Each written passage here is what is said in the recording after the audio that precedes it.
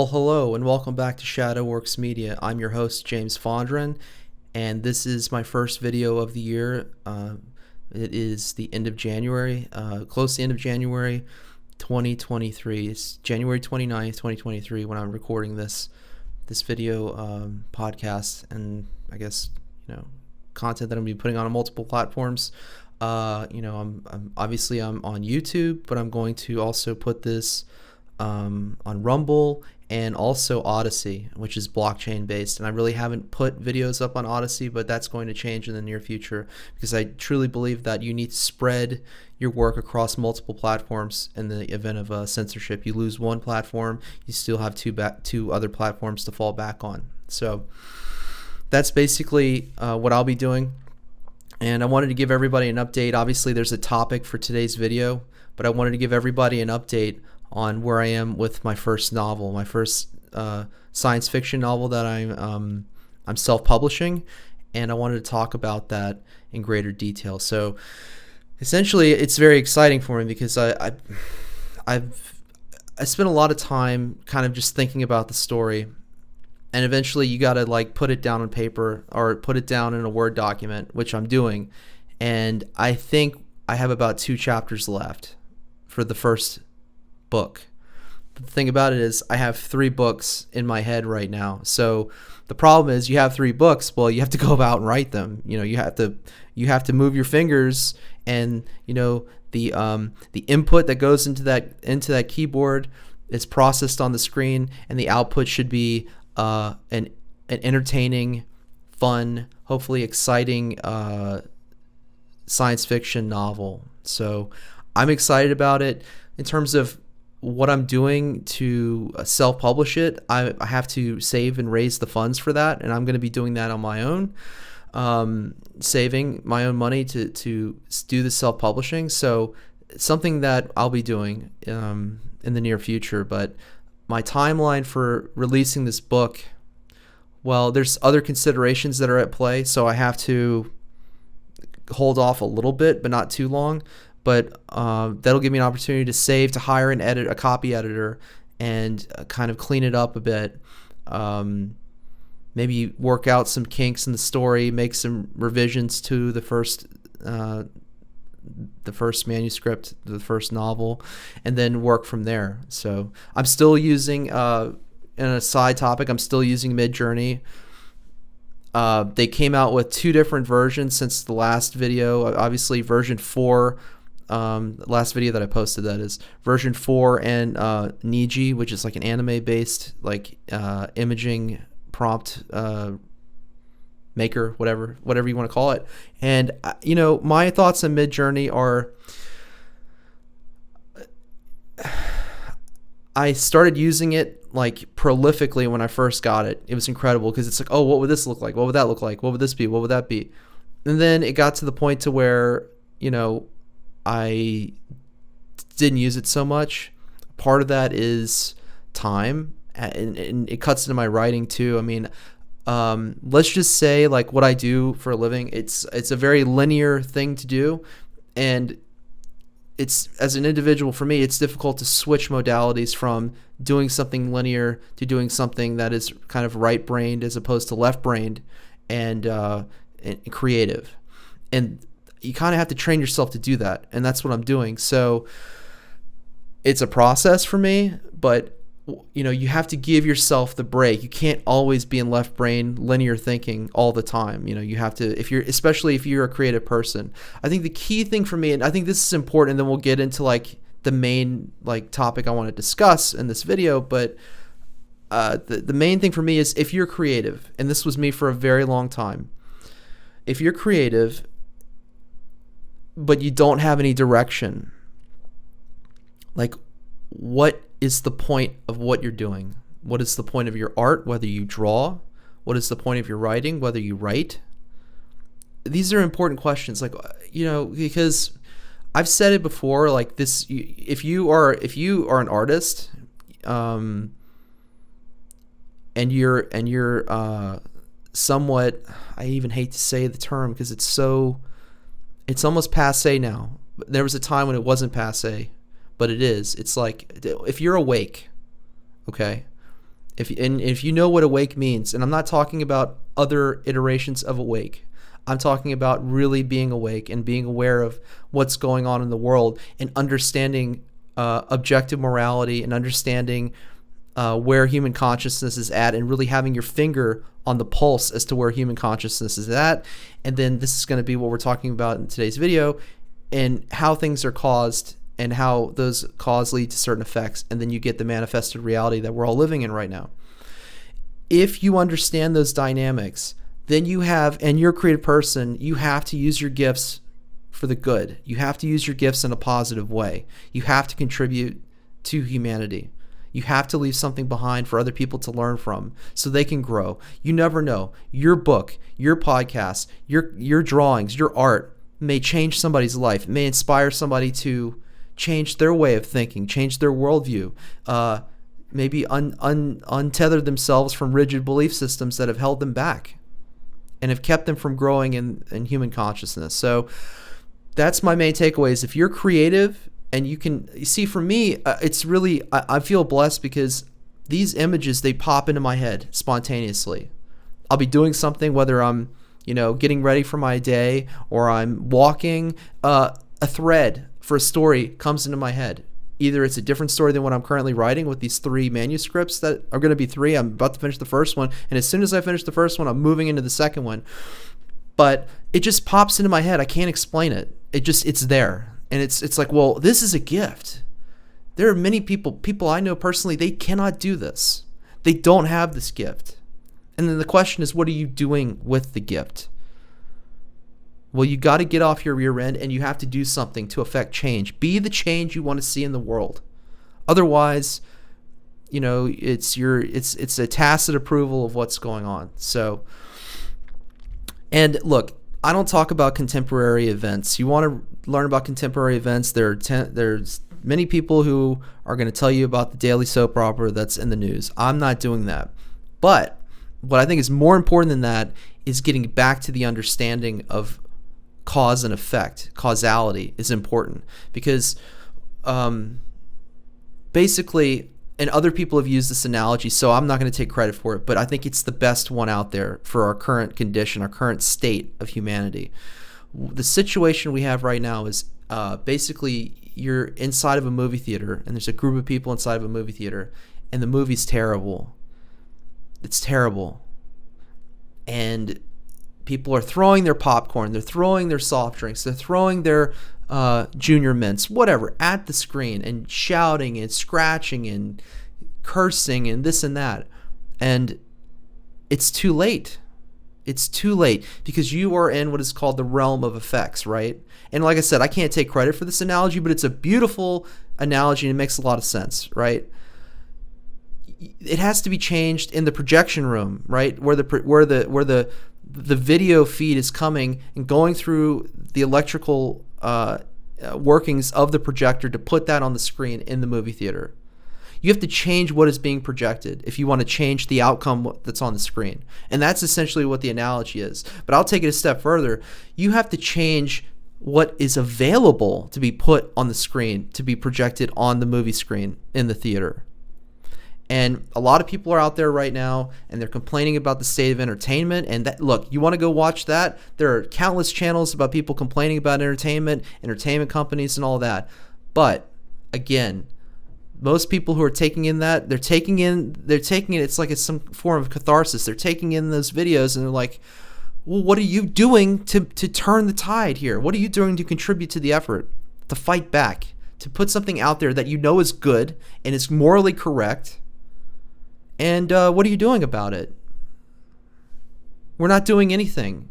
It's crickets, right? So my advice to people is, it's difficult, but sacrifice a little bit of your time. And if you have the ability to be creative, make something. Get involved in the process. Step out onto the battlefield. Because as I said before, and I'll say it again, it is a spiritual war we're engaged in. We're in a spiritual war right now. And if you don't understand that at this point in 2023, after all the information that's available to us, the totality of information that's available to humanity through the internet, then you need to read more, and you need to maybe watch more videos on certain topics and learn more about what's really going on. So anyway, I'm not going to get into that either. There are other people that will talk about that. I'm more focused on, I'm going to let my novel speak for itself. I'm putting this in writing. This is how committed I am to this. But I think if you have the capacity to speak, the spoken word is powerful.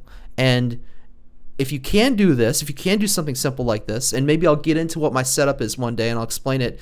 It's I can tell you that my current setup, I accumulated things. It's like buying tools. You don't buy the whole tool set. You buy a tool here, you buy a tool there, and you up your game. But I'm basically operating with maybe a setup under 2K, maybe close to 2K. But that's over maybe a year, 2 years that I got all the necessary equipment. I had a different microphone. I upgraded that, and then I upgraded that, and now I'm with this condenser mic, right? So that's what I'm doing now. But long story short, if you want to, look, while you can speak out. Say your piece. Because this is the great gift of America. This is the great gift of all the people that sacrificed their lives. They didn't do it for the government. They didn't do it for Social Security benefits. They did it for their families. They did it for their loved ones. They did it for their love of the blessings that we have that are available to us, even in times of crisis, even in times of darkness, which we are in. Okay? We absolutely are. And I'm going to explain exactly why that is right now. Okay? So, input, processing, output. All right? This works on two levels. It works on the individual level, and it works societally. Or if you want to say it in a different way, it works from the microcosmic level, and it also works at the macrocosmic level. So let's look at the microcosm first, and then we'll look at the macrocosm, okay? The macrocosmic level of this, input, processing, output. So you take an individual, right, and you feed them information. Let's say you feed them good information, true information, morally correct information.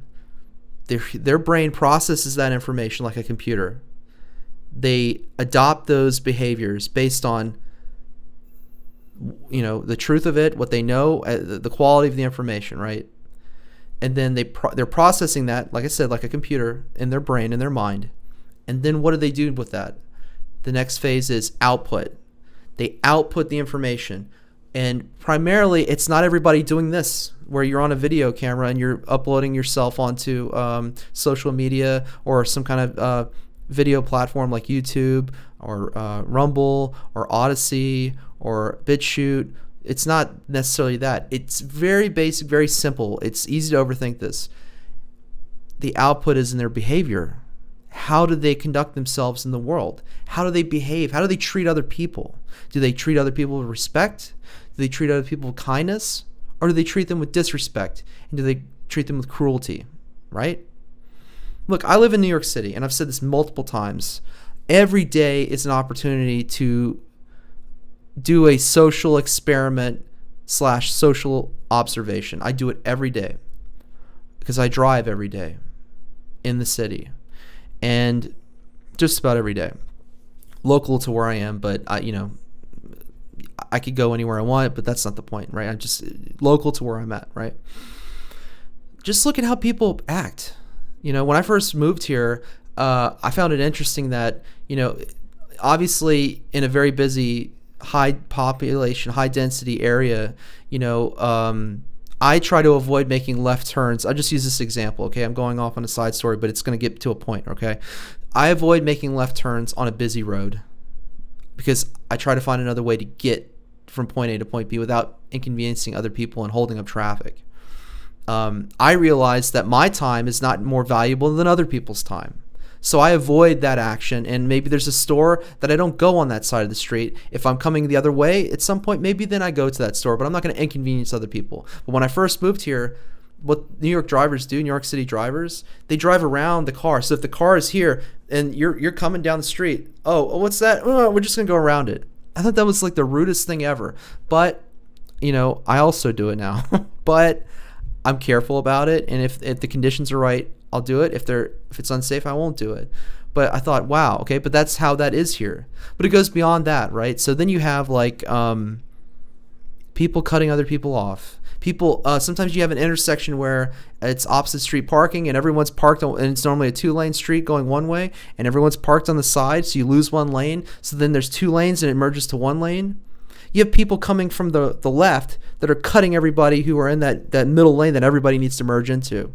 And then there's people that know every single day, every day they do this. They're always in that right lane and they know they're going to have to be in that left lane, but they get in there anyway because they know that, oh, I can just get in.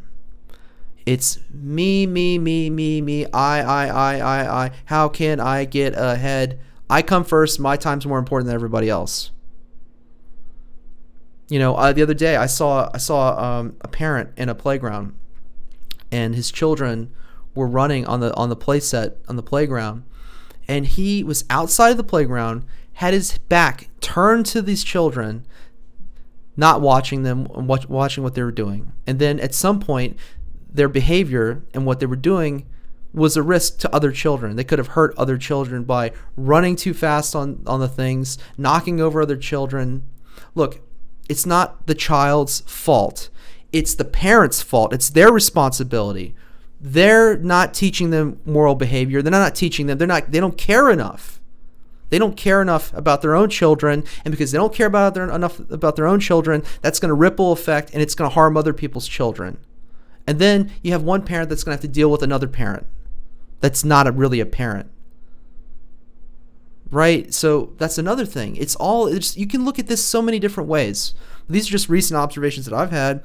The car thing, that happens every day. I see that every day. But this happened the other day with this guy. You know, he just had his back turned to his kids. It's like he's got 2 sons and a daughter, and they're running around on this thing on the playground. It's like, well, are you not going to watch your kids?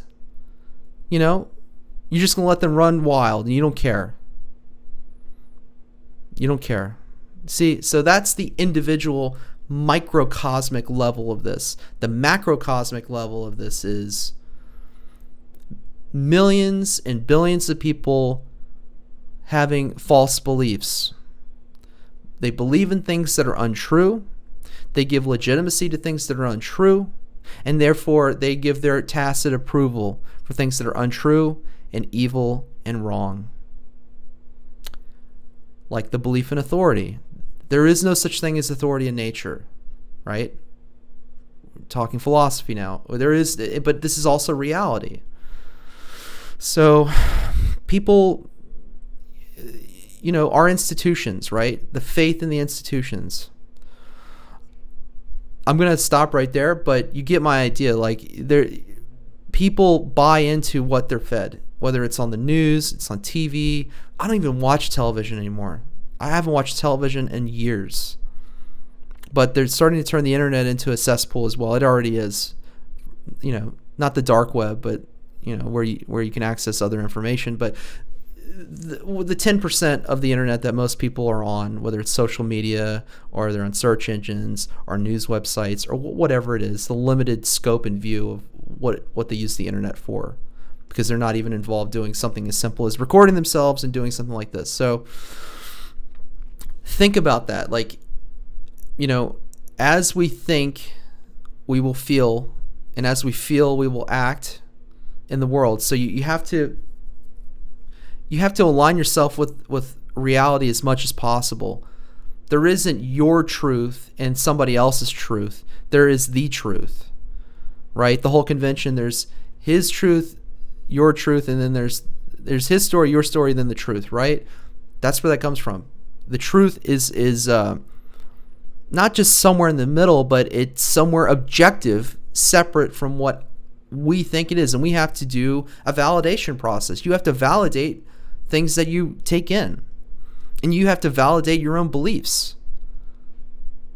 Do your beliefs hold you back from growing? Do they hold you back? So, I mean, that's basically all I wanted to say in this video. I'm continuing with the novel. As soon as I have more updates, I'm excited about the next phase. Once I get the first draft completed, and I go in and make my own little changes there, I'm going to start the second draft. And as I said, there's a reason why I'm not publishing this immediately. I have to raise the funds to do it. I have to save my own money to do it. I have to hire a copy editor, and then it's going to go straight onto Amazon, right? There's a methodology to do that, and I'll be taking that platform and be using that platform to do it. I've thought about potentially pitching it to other like publishing houses in New York City and like doing that, but you know, I'll just tell you this: I'm interested in like people's feedback in terms of correctness and how I like my grammar and just how it's written. I'm okay with that, but the content is absolutely will not be changed. Nothing with the story will be changed. That will change the meaning and you know what the story actually is. Like, I'm not going to bend on the content of it. It will be exactly what I want, because I have a specific thing that I want to say with this and certain avenues I want to explore. Therefore, that's I'm not going to change my mind on that, because it's my work, you know. So, but anyway, listen. This is all I have for this video. You know, I may do another video. It's in the near future. Kind of right now, I'm you know, I have real world obligations. Like I said, don't quit your day job. Stick with your real world obligations and do this as well. And just you got to make time for both. You know, make sure that you're not putting yourself out to do this, but you got to, you know, think of it like this. It's like a giant tree, right? And you have a small little axe. Well, you're not going to chop that tree down in a day. You're not going to chop it down in a week. You're not going to chop it down in a month. You may not even chop it down in a year. But you need to continue to go back to that tree with that hatchet and chip away at this work. And keep chipping away at it. Contribute your voice. Contribute your effort to this. Because more people need to talk about these things. We need to talk about how we need to get back to moral education. You know, they used to have things like called charm school, where people were taught proper behavior, you know, things like that. This is all gone now. Like, we don't have this anymore. I can tell you, society, particularly where I am, it can be very vulgar in the presence of children. You know, I mean, I saw a guy shouting obscenities, you know, F this, F that one day, and there were like school children. They were all like tethered together, and they had their two teachers. And I just walked up to the teacher and said, I'm sorry they had to hear that, you know, but that's where we're at. That's where we're at today. And we need to get back to some form of civility, but not without the fundamentals, which are moral education of our young, of the youth, and adult people who didn't get it growing up, who had bad parenting. And there's a lot of people out there like that. So that's all I'm going to say. I've gone on for this video. This one's a little bit longer than normal, but I hope everyone has had a good start to their 2023. Try not to get sucked into the news and propaganda and whatever is out there that's designed to do basically emotional mind control to you and get you to feel a certain way and spend spiritual currency. Don't spend your spiritual currency on the news or on media, okay?